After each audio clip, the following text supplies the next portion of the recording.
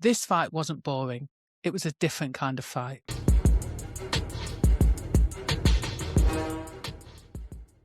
Hi, my name is Jacqui-Lee Pryce, former boxer, and I spent many years as a boxing coach and judge.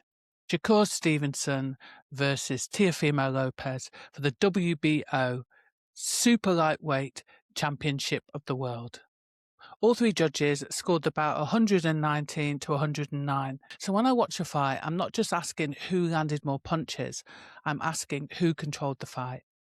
People are asking, was this boring? No, this was an education. So on paper, Lopez has power, footwork, athleticism.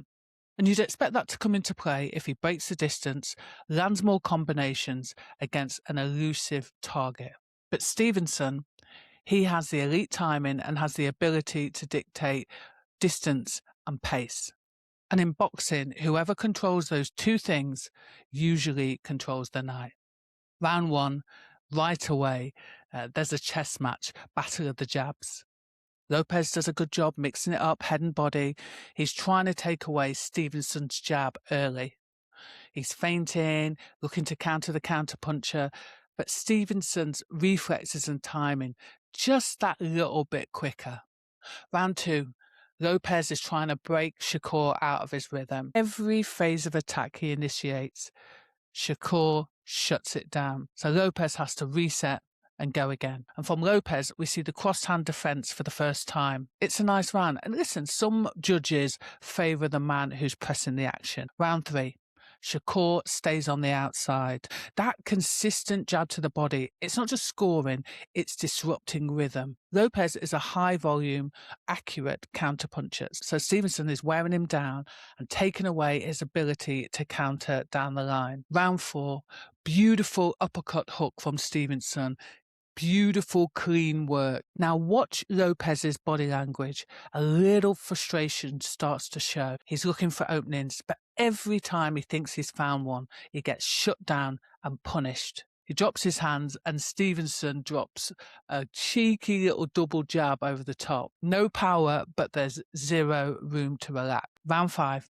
This is when Stevenson starts to set little traps, forcing Lopez to make little errors. Shakur drops his hands. Lopez bites, right hand to the body, and immediately gets punished, counter backhand to the head. I guess that's what happens when you neglect defense on the exit. And then we see Lopez try to swarm Stevenson with sheer volume of punches at the end of the round. Round six, Lopez goes back to the swarm tactics, but he gets picked off by some beautiful long-range jabs. Shakur uploads information and downloads a response in record speed. And this is what people miss when they say this fight is boring. Round seven, Lopez has a decent defensive round, but he still can't get off anything meaningful. So round eight, Lopez finds more success, better footwork, more angles, and much better at that upper body work. And okay, he's not causing any damage, but he is making it harder for Shakur to counter. So Shakur switches again.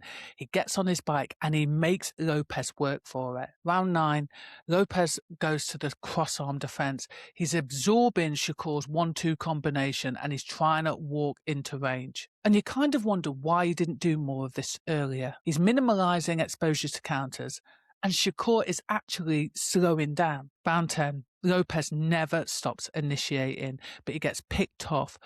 Beautiful jab, right on the button. And okay, they're not concussive, just irritating. They're kind of shots that are soul-destroying and that can crush your heart. Rounds 11 to 12. Lopez actually does some of his best work late. He's opting to stay mid to long range, controls the pace, minimalizes the risk. And he actually forces Stevenson to walk him down. But the story doesn't change. Lopez just can't get off that second phase.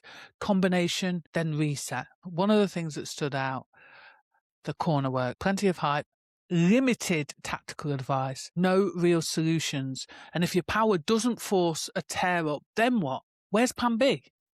They say he runs. I say, why not? If you can hit and not get hit, that's the sport. And the real message was subtle.